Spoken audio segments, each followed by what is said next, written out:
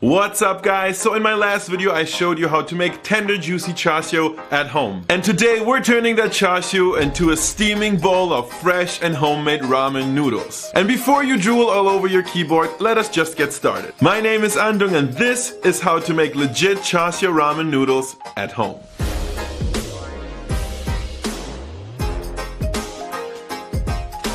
Just real quick before we get started, if you like recreating mouth-watering dishes from China and the world at home, then you have come to the right place. Make sure to subscribe to my channel and hit that bell for lots of food inspiration. But back to our ramen noodles. A good bowl of ramen is an incredible experience. And if you ask me, that's because every single element in a bowl of ramen is its own science. And in this video, we are focusing on one element in particular. That's the unique and springy texture of ramen noodles. Well, fortunately, there's a very straightforward solution to this problem. I will spare you the chemistry, but what we need is an alkali. Nothing crazy, this and this is an alkali, but I don't think you want to eat those. So here's a simple way to make an edible alkali at home. All you gotta do is to spread out some baking soda on a baking tray, then pop it in the oven at 130 Celsius or 270 Fahrenheit for around an hour. That's it. All you gotta do is to store your baked baking soda in a sealed container so it doesn't absorb any moisture, and you're good to go.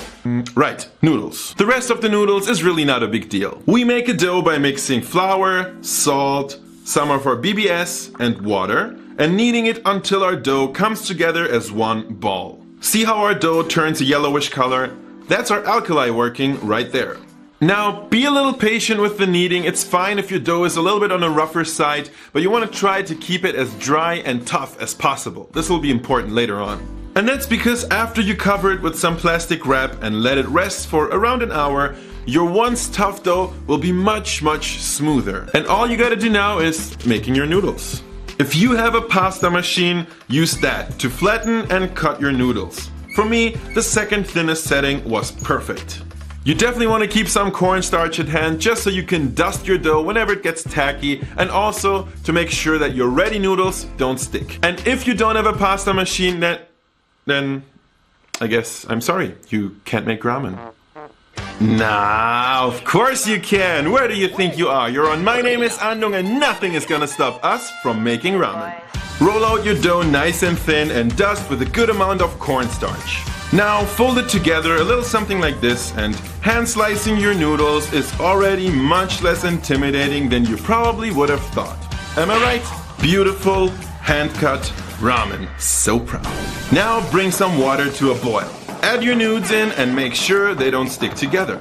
Now come on, don't tell me this doesn't look like super legit ramen. To your boiling water, also add in a half pak choy. Gotta eat your veggies. And cooking fresh noodles is only gonna take you about a minute or 2 minutes tops. After getting my noodles out, I like to give them a very quick rinse under cold water just so they don't stick together as much. Okay, time for broth. I'm just gonna start with 2 frozen stock ice cubes. Replace this with bouillon powder if you like. I'm gonna show you how to make some kick-ass Chinese stocks and how to freeze them in a future episode, so make sure you subscribe to my channel. But for now, we're keeping things simple here.